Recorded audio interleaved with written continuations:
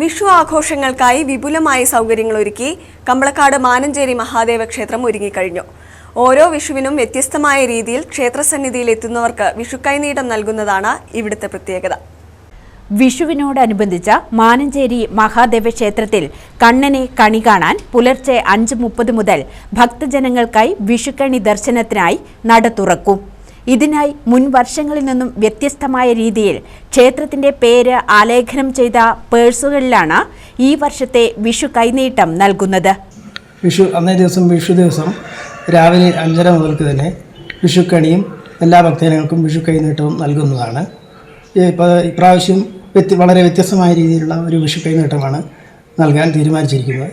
എല്ലാ ഭക്തജനങ്ങൾക്കും ഒരിക്കൽ കൂടി മഹാദേവന്റെ സന്നിധിയിലേക്ക് സ്വാഗതം.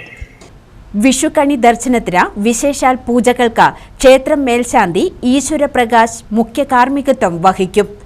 വിഷുക്കണി ദർശനത്തിന് പേരുകേട്ട മാനഞ്ചേരി മഹാദേവ ക്ഷേത്രത്തിലേക്ക് ജില്ലയുടെ വിവിധ ഭാഗങ്ങളിൽ നിന്നായി നിരവധി പേരാണ് എത്തിച്ചേരുന്നത്.